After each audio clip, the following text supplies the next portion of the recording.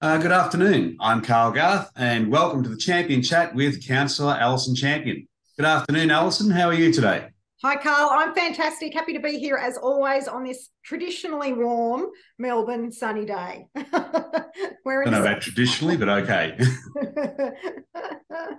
So today, Alison, we're going to be revisiting our series on social change and local government. Mm, And we're going to have a bit of a deeper look at the Rosanna Library Development Project and also the Yarra Plenty Regional Libraries. mm. Joining Alison today, we have the CEO of Yarra Plenty Regional Libraries, Jane Cowell. Hello, Carl and Alison. So glad to be here. Oh, hello, And, Jane. Thank you. and we also have from the Ibbott Ward, Councillor Tom Melican. How are you, Tom? I'm very well, thank you. Thanks for inviting me along. Always a pleasure. Thanks for coming, Tom.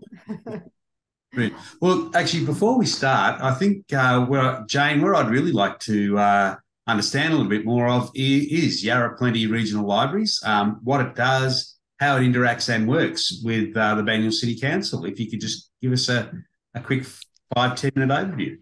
Thanks, Carl. Squashing quite a lot into a 5 to 10 minute overview. So Yarra Plenty Regional Libraries is a regional library corporation. We're legislated under the Local Government Act, and Banyule City Council, the City of Whittlesea and Nillumbik Shire have joined together to form Yarra Plenty Regional Library Corporation to deliver library services across the three regions. So there's enormous benefit to the community by coming together to do that as one library service. And one of them is you get to go to a library anywhere you live and work and play in the City of Whittlesea, Banyule, or Nillumbik. So it doesn't matter where you work and live, you can join the library. We share a significant collection, so you have access to a much broader range of physical books, and also we've got an amazing digital library that, because the three shires come together, is much bigger than an individual shire can deliver on their own. And of course, let's not forget the individual programs that are really delivered to the community for the local community of their libraries. And that includes family literacy programs like story time, tech help, if you sort of want a bit of help with a new piece of technology, or sort of want somebody to help you with your new phone.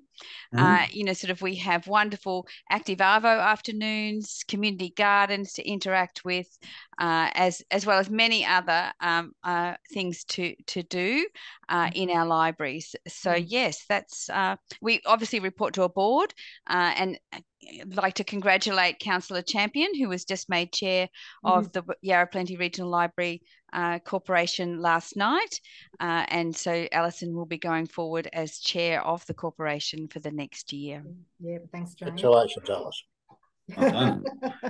And I will add, Councillor Tom and I do love National Story Time, which happens every May. So that's where we go. We go to one of our local libraries to hold that, and they're very popular as well. Jane, it's fantastic to hear a lot of the different services that YPRL provide. And obviously, from the times that I was probably a little bit younger going to libraries, the services that you provide have obviously evolved and developed over the years. Over the next 5 to 10 years, what do you think are going to be some of the big changes or expectations that people are going to be looking for from their regional libraries? I think COVID, sort of has changed significantly how we work. And one of the key things we're seeing in all of our libraries at the moment is that real desire to come and use a business grade Wi-Fi. And because people are at home, they might be a bit lonely at home, or they have the children at home, so they need to do a meeting, that they're coming into the libraries to stay and work. So that's a significant change. So people are staying, it's not a transaction where I come in and choose a book. I come and I stay for 4 hours, the other key change is, because I am staying longer, I really do want that coffee. So, sort of having a cafe in the library is becoming much more normal. And sort of the lovely cafe at Ivanhoe Library, for example, does really well in that. There's a significant want for community spaces to meet And, sort of we can see that at both Watsonia Library and Ivanhoe, with U3A, sort of running their courses out of the library. We have yoga at the library. So, sort of lots of different programs and partners with the community, sort of to deliver to the community with the library. So we do see very much more broader aspect of programming, a broader aspect of services than just delivering a book. And the other growth, the huge growth that I see, particularly in the next 5 years, is because the government is pushing e-government. So everything you do must be online. The library has a significant role to play in skilling up those who don't have those skills or don't have access to the internet at home. And yes, there are still some of us who simply can't afford it. So, sort of sort of really do need access to devices or internet. I think we'll be loaning things. So moving much more to a sustainability view. Do I really need a shovel every day? Maybe I need to loan a shovel. I'm being a bit facetious there, but it might be a sewing machine, sort of it might be, sort of tools that, sort of that there might, or devices that I just need a device for a small amount of time. I do think that libraries will loan, sort of different things. We're very skilled at that. So, sort of we can very easily move into that mode. And the other component is I do think you'll have a library wherever you are. So that access to the digital library, that access to learning, sort of if you do have Wi-Fi, that you are in the library wherever you are. You don't have to be in the physical library. So there's some of the changes that I see, sort of continuing, if you like, over the next 10 years.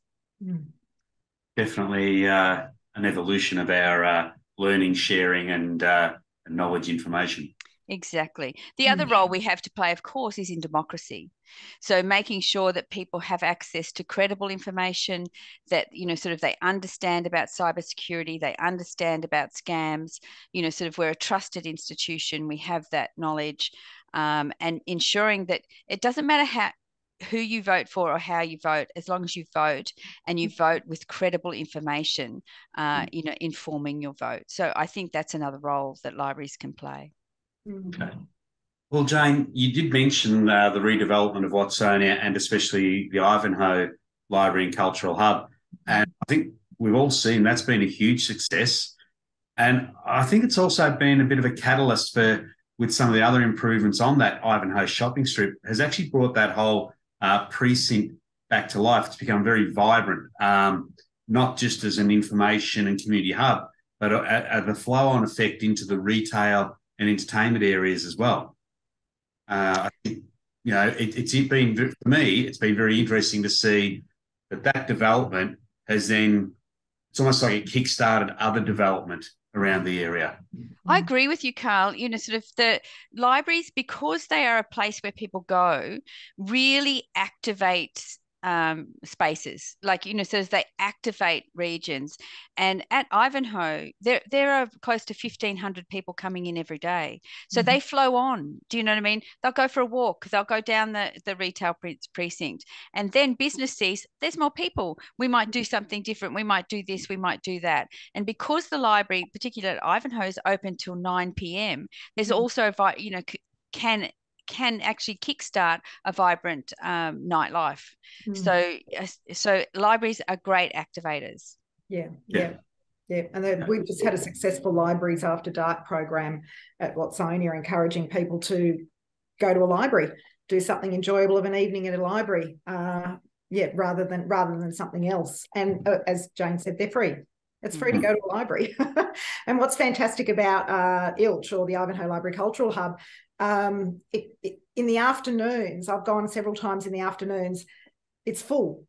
It's full of people. It's full of students. You cannot get a seat because you've got students there they've set up their own tech, or they're using tech there and they're reading, they're doing homework, their assignments, they're collaborating, they're doing whatever they need to do. It is full. There is that quiet library buzz, if you like. And what's also fantastic about ILCH is it's an art space. Like, there are art galleries there. So you don't have to go into the city to go to the art gallery. You can just come to Ilch. You want to go to an art gallery? Come to Ilch. But that's a library. Yeah, but it's also an art gallery. And there's always an exhibition there. And now, obviously, it's Rosanna's team with its library redevelopment. So probably an open question here for the forum is, what was the impetus or the driving reason behind Rosanna Library Redevelopment? And when was it first proposed?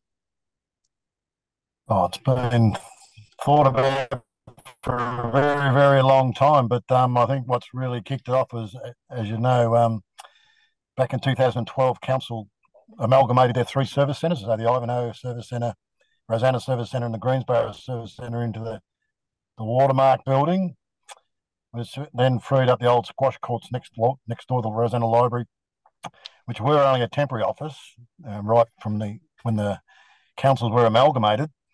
And there was always this desire to get the 3 service centres back in because it gives you enormous economies of scale, but it also means that your staff are all together.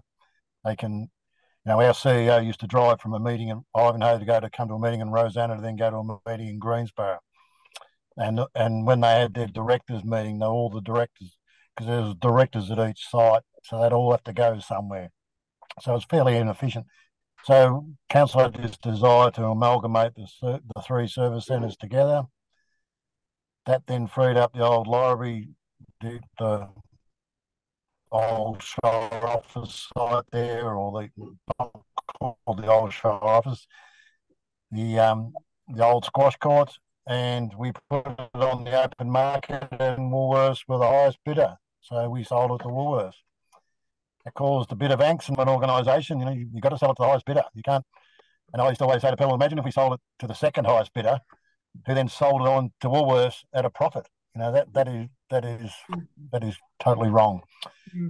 And it has did cause a bit of angst, but then Woolworths, I believe, I don't know, I never speak to people at Woolworths, but I thought they were going to do the Rosanna site first, but they ended up doing the Heidelberg site on Banksia Street, and they developed probably the biggest Woolworths in Victoria there, and it's exceeded their expectations apparently. So I think they decided then that they needed a full-range supermarket in Rosanna because they were proposing a mid-range supermarket. So it would have most of the things you want, but obviously the one at the Heidelberg, if you've ever been there, it's enormous, and the variety of things you can buy is just extraordinary.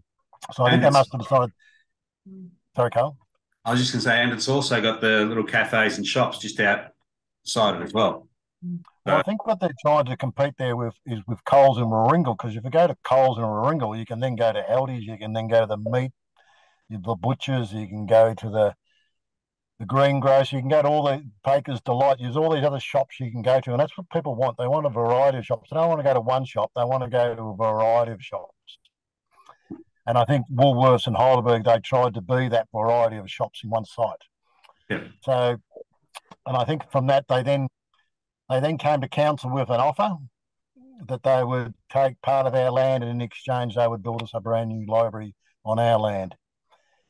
But I know a lot of people were upset that Woolworths were taking more of our land, but from a financial perspective and from a risk perspective and from a community infrastructure perspective, the offer was just too good for council to refuse. But I think the interesting point there, Tom, is Woolworths actually bought the land before there was even a discussion about the library. So the two parts were actually separate to start with, and then Woolworths have proposed the partnership, which, as you say, has benefits. So when Woolworths first bought the land, it wasn't contingent on the library. It was a straight land sale, an asset divestment, so to speak. Yes, that's correct. Right. And that was always issues because part of the financial plan to redevelop the Greensboro site was that land would be sold. That's to pay for that investment in Greensboro. Right. So I think that's an important point, because I think there's been a little bit of, I don't want to say misinformation, but maybe some misunderstandings that the two were actually tied together. And in reality, no, that's exactly right. Yeah. So I think that's a good point to bring up. So let me ask you then, when Woolworths came to offer the partnership, and council looked at that, and you did say there was some really compelling components to that, too good to pass up. Could you give us a bit of an idea of what some of those long-term benefits that you felt were going to be for the community with doing this partnership? I don't mean the benefits to the community. I mean the benefits to council of getting a new library on that site, because one of the issues we had, council actually went off and spent quite a lot of money doing detailed designs of how a library could fit on our site. And one of the big issues was to have the library at ground level, which is what you want, to be able to get the cars underneath our library on our site was incredibly difficult if you came off Douglas Street. So what they were proposing is the entrance to the car park would have to come off Terman Avenue, which then really broke up the streetscape, and really, the last thing you really want is cars coming in and out of the library car park right onto the busy Terman Avenue, right across the road from the railway station. So that was one of the compelling reasons why the partnership with Woolworths meant that there was one entrance into the car park, and that was off Douglas Street. But you could access the car parking under our library from that entrance. So it came in. So that was one of the huge advantages. So you can pull in, and then you can decide: do I want to go to Woolworths? Do I want to go to the library? You go to the different lifts, and you go straight up that building. So that was one of the. But the main advantage was that they're getting the economy of scale. Instead of us building an underground car park and then building an underground car park next door, instead of us building a whole building standalone, and they're building a standalone, they're building one car park underneath and one building on top. So that's an enormous savings in setting up costs, but just the construction costs are greatly reduced. So they've come to us and said, we'll build you what they're calling a hot shell, which is basically an empty building on your site that will have all these services. And the other compelling thing about it, as you realise, the Salt Creek runs directly under this site, and it's flooded a few times, and there's always been issues. And that's Melbourne Water have an easement across this site. So they have a fair bit of control about what's built on that site. And the restrictions they could place on any building and the requirements in that build could be quite onerous. And all those risks are being undertaken by Woolworths. So they're doing the detailed design of these buildings. They're doing the requirements that Melbourne Water are putting on the building. They're doing all that work, and all that risk is not council's issue. So they're building us a warm shell, and then we'll fit that out. But it's much bigger than we envisioned. I remember Jane was on board when we looked at the standalone library, and because we're now incorporating the Child Welfare Centre in there, moving that from Hillside Avenue, because it's a 3-story building with a rooftop garden, it's a much bigger building, will house more of council services, but it'll become a real one-stop shop for parents. As Alison said before, when we have similar story times down there, it's packed. So in this new library, we'll have not only enormous space for the young people, because the problem at the moment is when we have children's story time, we push all the shelves out of the road so we can have an area big enough to read the kids a book. We won't have that problem anymore. But we'll also have maternal child health unit in there as well. And we're going to have the toy library there as well. So it'll become an enormous centre for activity for all the young families in the area. It'll become a real hub for kids. And I think when you bring the kids in, you bring their parents in, you bring their grandparents in, like will become a real hub within Rosanna. So that was something I don't think council could have delivered standalone because of the costs involved. And so I think it'll be, once people see this built, and you can look at the images you can see on the Shaping Banyule website. It's a 3-story building. It's an architecturally well-designed building. It does look totally separate from the Woolworths building. But the fact is, it's got all these council services provided inside in a modern, state-of-the-art building with a rooftop garden. I think it's unbelievably good outcome for council. And Jane, across the three, once this redevelopment is completed across the 3 libraries of YPRL in the Banyule area alone. You've mentioned before about the evolution of library services. Do you feel that that YPRL will be now positioned very well to meet those challenges of the future? Oh, absolutely. And, I think Tom's right. The current Rosanna Library is significantly too small for the community. There is no community meeting room. There's no aspect, you couldn't come to the Rosanna Library really and work, it'd be too noisy. There's not, enough space, for you. The amenities are very poor. Having a quiet floor, for study and work, where you can go out onto the rooftop on beautiful days like today. And yes, Melbourne does have some, will really, drive a different way of being and working at Rosanna. You will still have that lovely opportunity to, go to the maternal child health, grab your children's book, attend a story time, or grab a toy. So lots for families to do. We are investigating a makerspace, something else to create and do, and that will, really augment the Ivanhoe makerspace, which is focused on 3D printing and laser cutting. So we'll be looking for something completely different. We're just exploring that now at Rosanna. So it'll give the whole community of Banyule an opportunity. And because it's right by the train station, I can hop on the train at Ivanhoe because I want to use the creative tools at Rosanna, spend the day. And I've got the wonderful main street of Rosanna, to interact with for food and coffee, and then, pop on the train and go home. So I do think it will, with Watsonia, be very complementary with, particularly with the meeting room.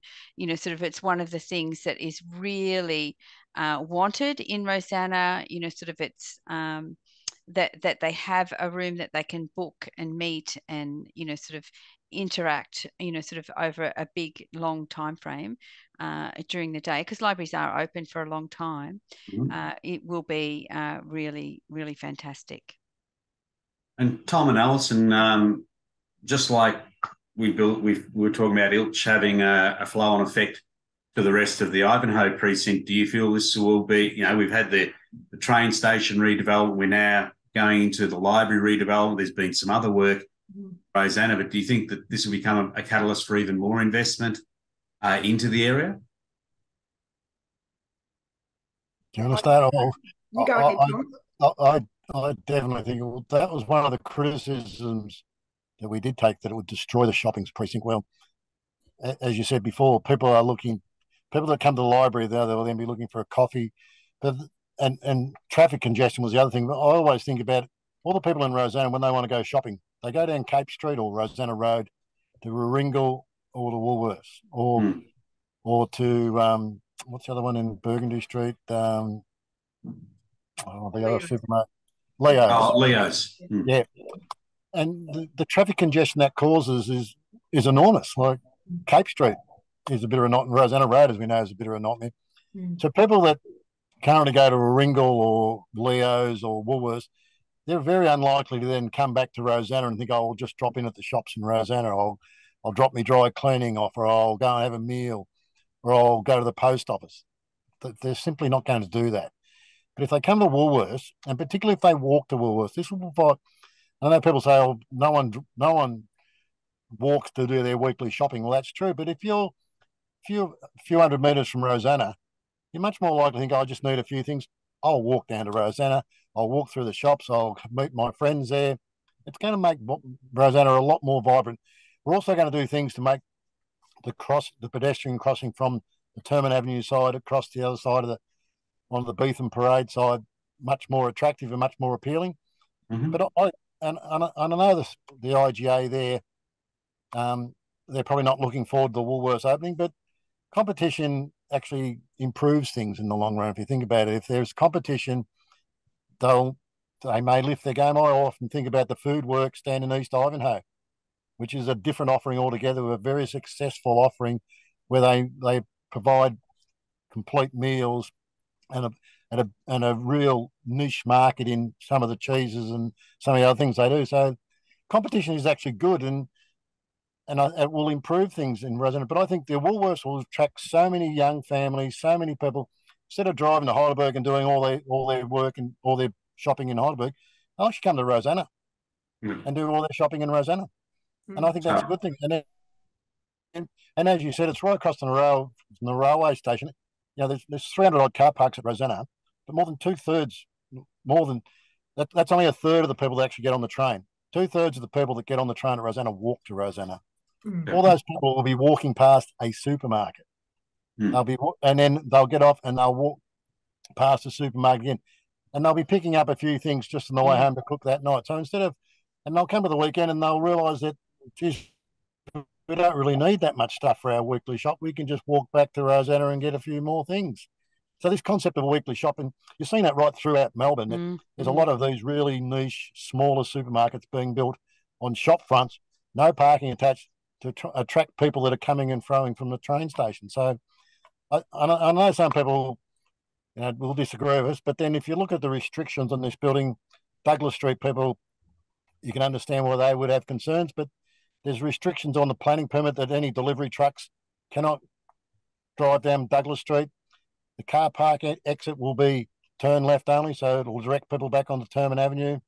So there's also restrictions about the size of the trucks they can use, the delivery time for trucks. So there's all these restrictions we've put on the permit to make sure the amenity of the people that live really close to Terman Avenue will not be impacted. But I've met so many people who have said to me, Tom, I'm getting old. I can't drive my car anymore. I have to get a taxi to go down to Warringah when I want to do my shopping. Can you please hurry up and do this supermarket? They're the people you don't hear from, but I've heard that so many times. And I remember when this all came up, there was a fairly loud outcry. And I understand those people's concerns, and I actually appreciate the fact that they're interested and love their area enough to actually make comments. But we spent from 8 in the morning till 12 in the park, just across the road in Rosanna Parklands, and spoke to every person that went past. And the vast majority saying, yeah, hurry up and build it. This will be fantastic for our area. We'll be able to go for a walk on a Saturday morning, walk our dogs in the park, and then drop into the supermarket on the way home and buy something we might nice for lunch. Yeah. Like, people are seeing this as a bonus for Rosanna, and I think it will be. Look, and I'm sure people who support the arts will also be happy with the fact that the Heidelberg Theatre will get a bit of an upgrade as well. Well, that's not been on the cards for a long time, because if you ever went out the back, and lovely Wendy used to take me out the back, and their theatre room their costume room was well in need of an upgrade. And the other issue about the theatre was that it took them so long to do a production, because basically they had to build the set on the stage. And then that took about 6 to 8 weeks, and then they'd run a play for a couple of weeks, and then it'd take them another week or so to bring it all apart. And these are all volunteers that run this. So having the ability to start building the sets and just moving in and out will give them a much better capacity to run more plays. But also the change rooms there were terrible. What they used to call their paint room, where they did all the designs and that was... So they're well in need of an upgrade, because it is... You only got to go down to Rosanna on the night that the theatre is operating just to realise the difference in the patronage of the restaurants. Like, so many people take the opportunity. We're going to the theatre tonight. Let's go and have dinner in Rosanna, and then we'll walk across and watch the theatre. So it really gives another lift, and it's a fantastic little theatre company that's been there for a long time, does some great works, and the fact that we can now afford to give them the upgrade that they need. And it's fantastic, and I think that'll add to that precinct as well. Yeah. Look, having a look at the Banyule City website, construction for the project is scheduled to commence mid-late 2023. Hopefully, we're still on target for that. But what I didn't see was how long do we actually expect it to take? Yeah, well, I remember the early timelines were mid-2024, but that it was starting a bit earlier than this. So I think that would have pushed back by now. But they're still hoping to finish within 2024, but whether I think it'll be towards the end of 2024 now, which is a bit disappointing. But can't be helped. We've opened up the temporary library. Well, this will be closed. Won't be the same size, but it'll offer us some very good services there to keep people local as much as possible. But the temporary library will be open during the construction period. I imagine that Woolworths will have a construction company that does their work, and hopefully they will be very efficient. But I think the timelines have slipped from the original one, but I'm still very hopeful it'll be finished in 2024. Okay. And wonderful segue to my next question with Jane, which was, Jane, obviously, as Tom has said, interim period, a pop-up library in Beetham Parade. Can you tell us a little bit about, how services will operate, what services will be available, the timings, etc.? Does anything actually majorly change? A little bit, because it's only a little shop front, so it is very small. But it's as we did for when Ivanhoe closed, sort of we put a pop up in for Ivanhoe. So for here for Rosanna, we've got a pop up. We've actually got a bit more because we've got a bit more experience at this. So you'll be able to pick up your hold. So it'll have a very small collection, quite curated. Sort of for you to choose from, but you can choose a family fun bundle and have us choose some things for you from the bigger libraries to come in, or sort of have your holds picked up there, so like a click and collect. You will have Wi-Fi, so there will be a few seats and Wi-Fi and photocopying and printing available if you need to print off government forms, sort of that kind of thing. And there's 2 public PCs that you can still come in and book to use. So there's the full range of stock. So, sort of there'll be some picture books, some junior books, sort of some popular information books and fiction. So we'll have a wide variety, but there's only a little bit of everything. But we can get in, sort of it'll be a daily courier. So, we'll be able to get something in for you the next day if you give us a call or send us an email, sort of about what you want, or get on the catalogue and choose yourself so that we can get that through. There won't be any programs. So the big challenge for us is the fact that it's very small. So there won't be any programs running out of the little pop-up Rosanna. I know some of the community are a little bit concerned because they're used to walking down to the library with their prams to story time. But we are looking for other venues in Rosanna where, sort of like other halls. We might do, sort of some outdoor story times, which are great on a lovely day. And we're also looking to reach out into McLeod and Heidelberg, because we want those people to come to the new Rosanna Library as well. So there'll be a range of opportunities to engage with programs around Rosanna, but, sort of it's not going to be the same. So, but our challenge is to keep our current members engaged in Rosanna in many different ways. Hopefully that, sort of they'll pop on the train station and come to Watsonia or Ivanhoe, but we will be having some. They just will be around Rosanna in different venues. Our programming, sort of will be delivered in different ways. We'll make sure that everybody knows the where and the when, sort of, but that will be our challenge while construction happens. Now, the pop-up opens on March the 14th. So we close next Friday. We're closed for a week while we get all of the internet working, sort of, and get the stock across and make sure everything's, sort of can open, and then we open on March the 14th. Okay.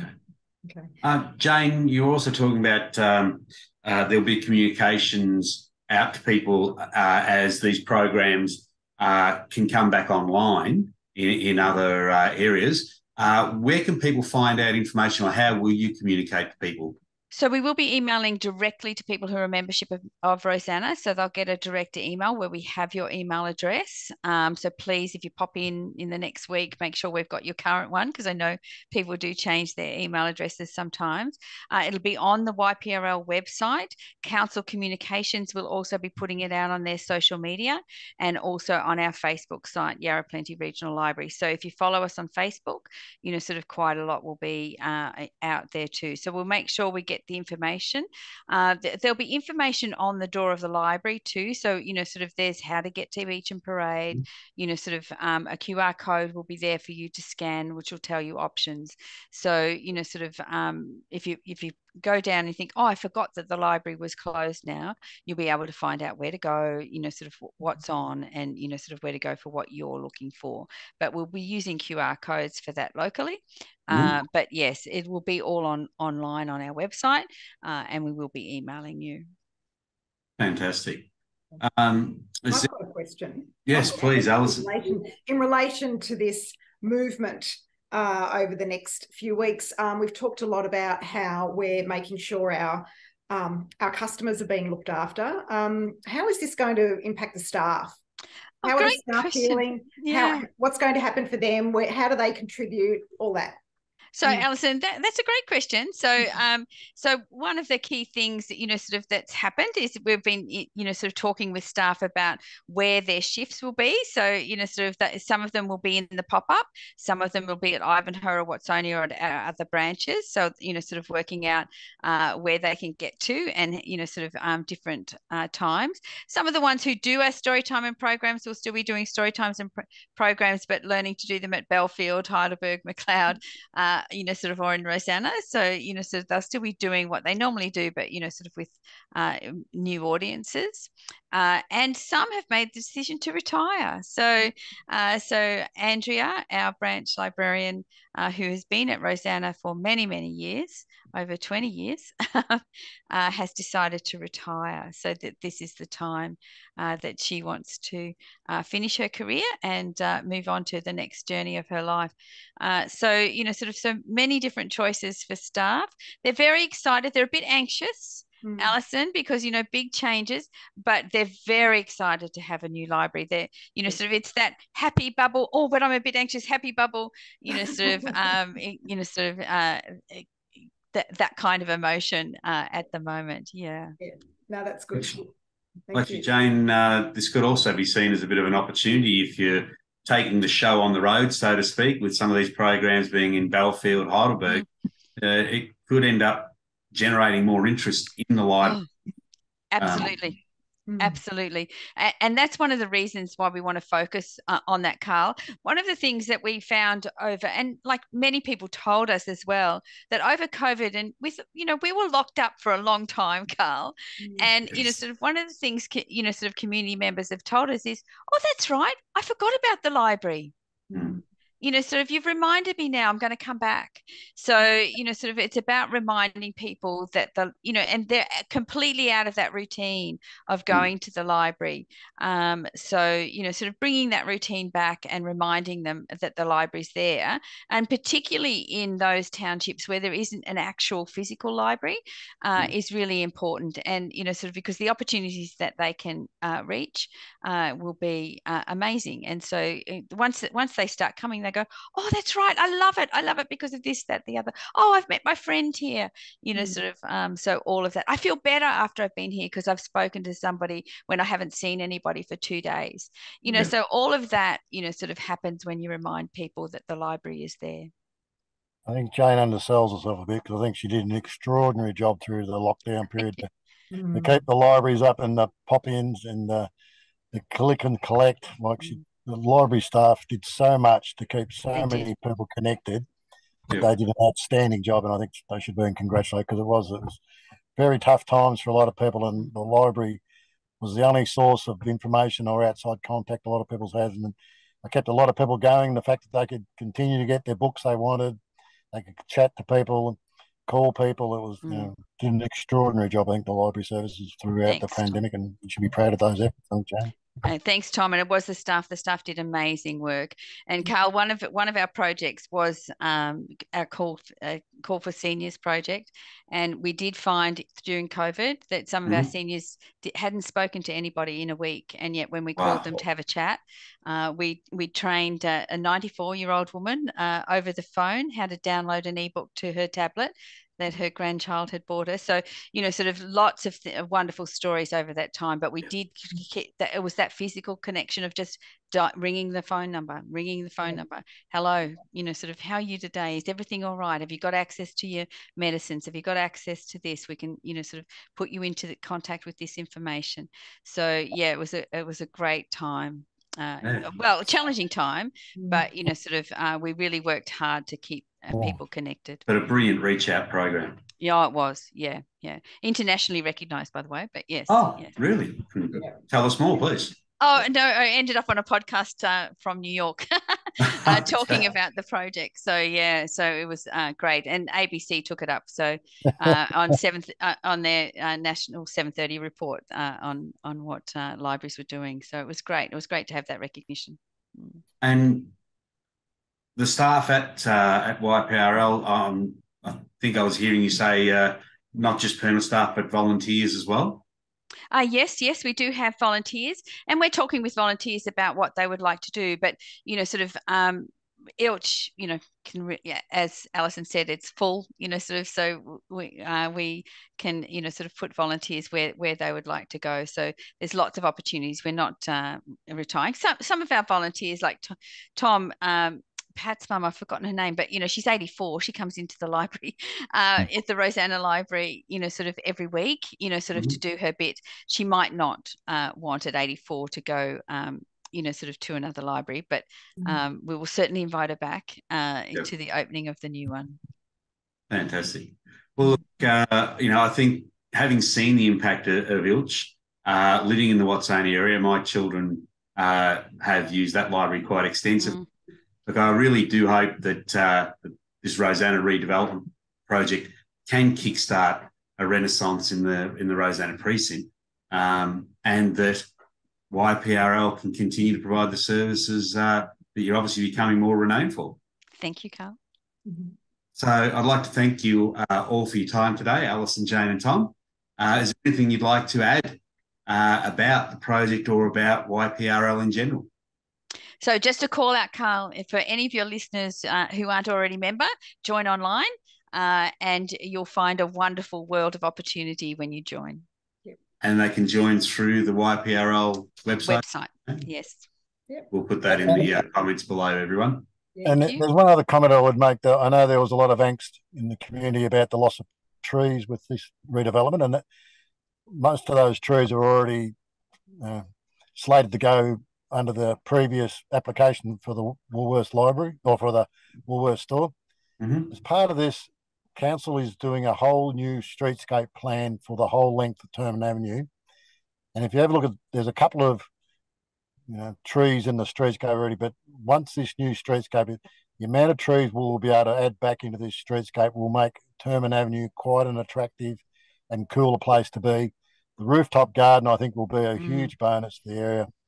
So I think if you look at the overall outcome for this, there'll be more trees in that precinct than there are now. So I know there won't be as big. There's a couple of very big trees there that because they're on commercial land, there's no tree protection for them. So Woolworths are well on their rights to cut them down. The big oak tree at the back remains and is protected. And as part of the streetscape and as part of the beautification around the land, and there will be a significant amount of trees that will grow to make Terman Avenue quite an attractive place to be and redevelop that wildlife corridor that people talk about. So that will be. And if you look at across the road, in the train station, when they planted those little trees there, some of those trees now are significant. Yeah, they really break up the look of the train platform, and we'll do similar things on the other side. So Terman Avenue will become a very green and an attractive place to be. Yeah, it will. And there's one thing for me with this project that Tom touched on a little bit earlier. He talked about there has been some angst amongst the communities, the local community. The majority of people are very, very excited, whether they're staff or whether they're local residents or whether they're just members of our community. There has been some angst about the partnership, the private partnership, and there are those who are saying, well, you know, local government shouldn't be partnering with the private sector. But for me, this partnership has allowed for $11 million to stay with Banyule Council and to contribute across Banyule for other projects. So if we didn't have this partnership and go down this partnership angle, that would be $11 million that would be going into the Rosanna project, which is not going out to other Banyule communities for other projects that may very well be needed. And in the end, somebody's got to find the money. That's my job, Carl. Well, better you than me, Jane. Sorry, that I always tell my staff, they go, can we do this? I said, my job's to find the money. Let me go and find some. Yes, tin rattling and shook raffles only get you so far. So far, that's right. Yeah. Well, look, thank you all for your time today. And thank you, everybody who's been listening to this podcast. Join us all next time on the Champion Chat, our next podcast where we continue our series on social responsibility, sustainability and local government. Thank you very much. Carl. Thanks for inviting me, Alison. Absolute pleasure. Thank you for being here.